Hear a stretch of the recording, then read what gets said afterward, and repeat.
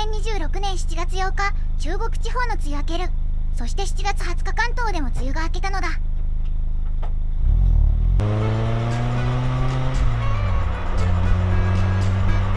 今回は江田島まで軽くドライブ。後半も暑さに負けない料理編なのである。気温は車内の温度計で36度。絶好のホローオープンデーじゃない、普通に熱中症になるわ。こんな暑いと。真夏にオープンでドライブするには特殊な訓練が必要なのだ。まずは本州から倉橋島へ渡る。ここは温度大橋なんだけど、温度大橋には歩道は設置されていない。自転車や歩行は禁止はされてないけど、車との距離が近いし、バスも通るので歩いて渡るのはおすすめしないのだ。ここから先の道を見てもらえばわかるけど、自転車でも速度が乗りすぎて危ないのである。昔は都線があったけど今はなくなってしまったので、第二温度大橋かバスで渡ってね。暑かったけどひんやりしてしまったぜ。こんだけ暑いとカメラの熱落ち、タコメーター用のカメラ落ちてしまった。ちょっとここでカメラを休憩させるのだ。 OK、 映ってる？大丈夫そうだね。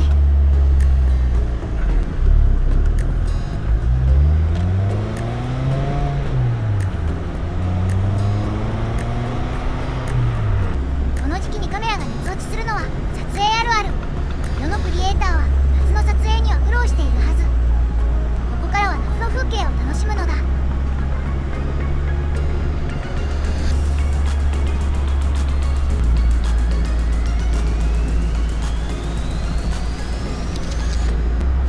こういうカキイカダの風景は広島っぽいよね。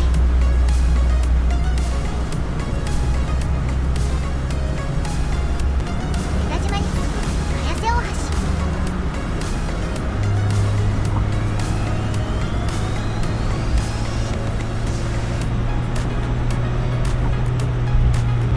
今回の目的地は誰も行かない江田島。この先を直進する人がほとんどだけど、今回は右折する。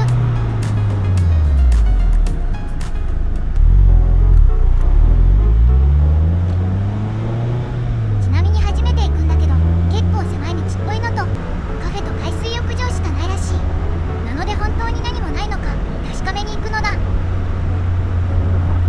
左にあるのは海源グランピング施設。目の前は海でのんびり過ごせるいい場所にあるのだ。そしてここからが真のドライブ。急に暗く狭くなるのだ。対向車来たら結構めんどくさいタイプの道。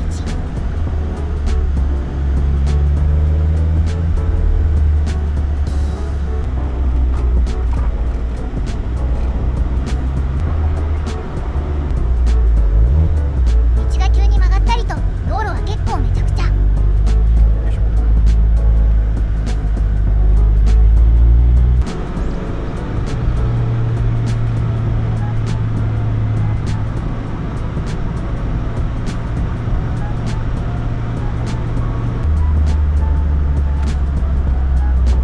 ちょっと休憩していきましょう。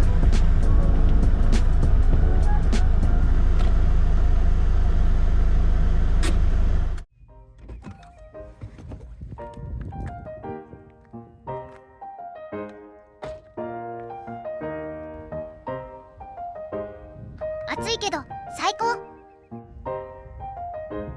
聞こえてくるのは波とトンビの声。この先にはキャンプ場と建設会社の施設があるので、行けるところまで行ってみるのだ。江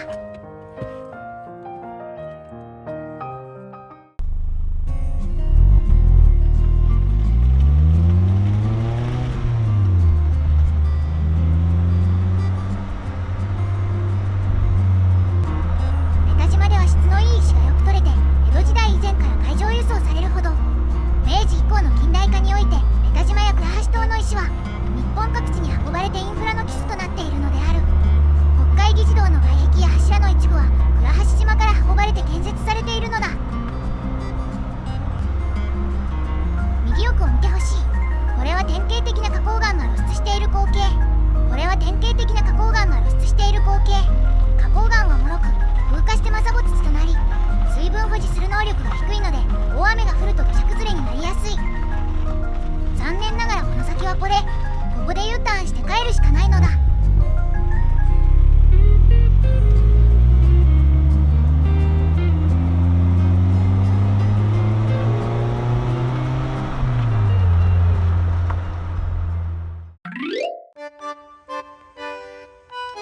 きました。これからは酒によく合う夏バテ対策グルメアヒージョなのだ。使うのはシーフードミックスとソーセージ。まずはスキレットにこれでも勝手ぐらいオリーブオイルを入れる。江田島はオリーブオイルの製油も盛んなので買ってみてね。そこにシーフードミックスをドン。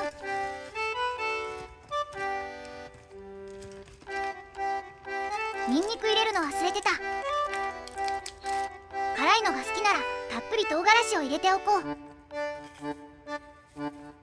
ソーセージはできればスーパーの手作りのがおすすめ。なければメーカーのでも OK。 それをスキレットにどんどん入れていく。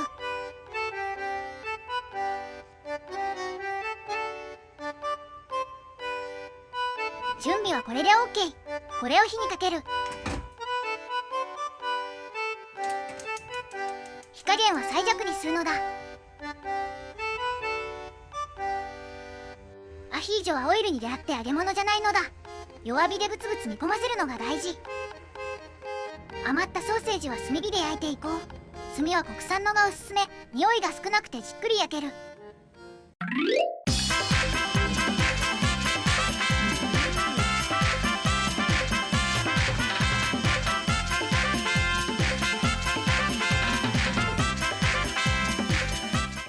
バゲットがなかったので今日は食パンをこんがり焼いてみた。アヒージョの何が美味しいっていろんな素材のうまみと塩味を吸収したオイル。これがパンとよく合うのだ。今回は南アフリカのピノノワールを選択。ピノノワールらしいベリーの風味、ほのかにあるアフリカの大地のような湿った土やキノコのようなニュアンス。タンニンが強くなく酸味があるのでアヒージョとの相性は最高。コストコのワインは安くても美味しいし、値段を上げると納得できるほど複雑な風味を楽しめる。次の休みはロードスターでワインと肉を買って楽しんでみてね。今回の動画は楽しんでもらえたかな？ YouTube にはこの動画が AI の作ったゴミ動画に見えているらしく、現在収益化が停止中なのだ。このゴミ動画をもっと見たいと思ったら下の概要欄からカー用品やガジェットをチェックしていってね。シーズンによって変わるので要チェックなのだ。みんなのお買い物やチャンネル登録、コメント、高評価が次の動画を作る力になるのだ。なのでこれからも応援よろしくお願いします。